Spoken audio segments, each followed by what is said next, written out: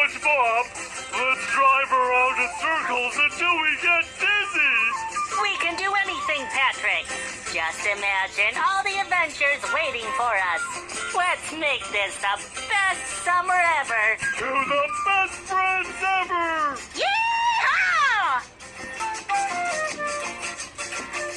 Coisa foi ir até o sendo lar de flores e diversas espécies marinhas que viviam suas vidas tranquilas. Até que um dia uma garrafa de vidro caiu da superfície e logo em seguida uma âncora esmagou um morador que apenas aguardava o ônibus.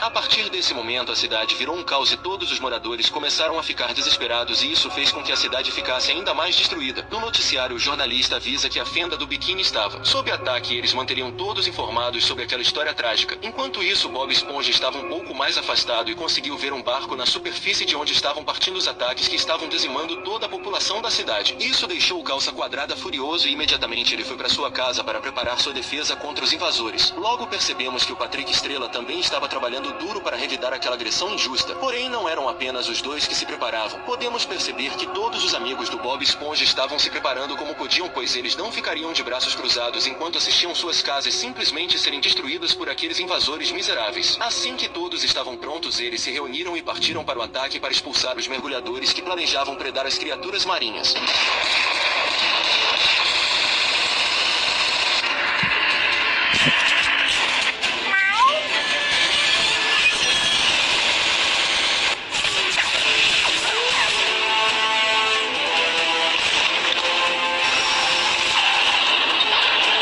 Claramente eles teriam dificuldades para combater aqueles inimigos devido à grande diferença de tamanho, porém mesmo assim eles foram capazes de causar danos nos invasores e rapidamente as tensões aumentaram nas ruas da fenda do biquíni. Infelizmente a Sandy foi a primeira a morrer logo após tomar um tiro de arpão no peito e isso deixou o Patrick completamente furioso e ele usou sua metralhadora para conseguir abater um dos mergulhadores com um tiro certeiro no olho. Logo em seguida ele pegou um barco da polícia e saiu em alta velocidade e conseguiu matar mais um mergulhador com uma facada na cara. De repente a maré da batalha começou a ir em favor dos moradores da fenda do biquíni e eles começaram a matar vários mergulhadores que estavam aparecendo para atacar os pobres peixes. Porém, mesmo assim, continuaram aparecendo mais mergulhadores e os amigos do Bob Esponja começaram a ser brutalmente mortos durante a batalha e o pobre Lula Molusco chegou a ser desmembrado com requintes de crueldade, restando apenas sua cabeça que ainda estava grudada ao corpo. O Patrick foi literalmente empalado e logo em seguida foi fincado em sua casa. O Plankton, em uma tentativa de eliminar o máximo de inimigos possíveis, decidiu se sacrificar bravamente para salvar a fenda do biquíni.